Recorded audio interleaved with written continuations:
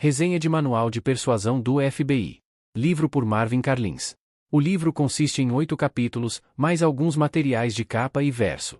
O primeiro capítulo, intitulado A Fórmula da Amizade, estabelece alguns conceitos banais sobre a necessidade de se colocar em proximidade com o alvo, então, construir a frequência, duração e intensidade dos eventos de proximidade.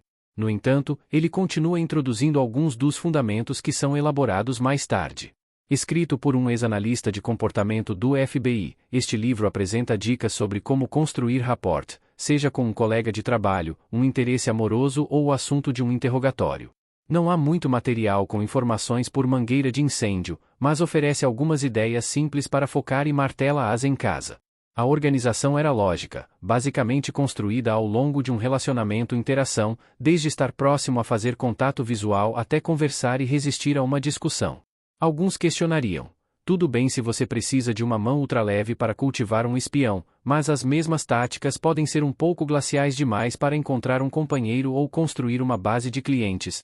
Pessoalmente, não sei o quão bem a abordagem de Schaffer se traduz no mundo do trabalho diário, mas posso imaginar que se alguém se estacionasse ao longo da rota de um interesse amoroso em potencial por semana após semana, eles poderiam formar a opinião de que ele é covarde ou um perseguidor muito antes de ter a chance de compartilhar contato visual.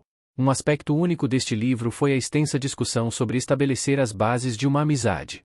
Schaffer enfatiza a necessidade de paciência, usando um exemplo de cultivar um espião que envolveu um agente especial se colocando próximo de um alvo dia após dia antes mesmo de trocar contato visual. O epílogo compartilha uma história semelhante de um livro de memórias histórico que demonstra a eficácia dessas táticas e sua longevidade. Estrutura dos capítulos. Capítulo 2. Foca em atividades pré-conversacionais, incluindo expressões faciais não verbais, linguagem corporal e aparência. Capítulo 3. Aborda a regra de ouro da amizade, a ideia de que as pessoas gostam de indivíduos que as fazem se sentir bem consigo mesmas.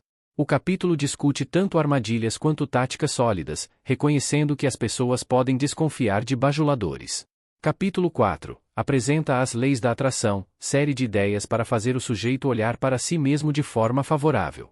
Inclui conceitos como a lei da atribuição errônea, onde situações como exercício físico podem ser usadas para criar associações positivas. Capítulo 5. Foca na comunicação efetiva, enfatizando a importância de ouvir mais do que falar e estar verdadeiramente atento ao que o alvo diz. Capítulo 6. Retorna à comunicação não verbal, focando em como testar e ajustar os esforços de construção de rapport.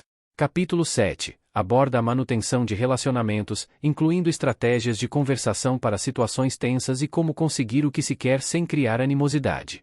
Capítulo 8. Discute relacionamentos online e seus desafios únicos, servindo principalmente como um alerta sobre os riscos da falta de dicas não verbais nesse contexto. Aspectos notáveis. O livro usa fotografias coloridas de forma eficaz para demonstrar comunicação não verbal. Inclui exercícios práticos com um apêndice servindo como chave de respostas. Apresenta algumas táticas questionáveis, como usar recibos de caixa eletrônico para impressionar, embora geralmente as contextualize como exemplos de terceiros. Diferencia-se de livros de como ser um pervertido de sucesso ao focar em relacionamentos de longo prazo. Recomendação: o livro é recomendado para qualquer pessoa interessada na dinâmica da construção de relacionamentos, embora seja importante usar o discernimento ao aplicar algumas das táticas sugeridas, especialmente em relacionamentos que exigem confiança de longo prazo.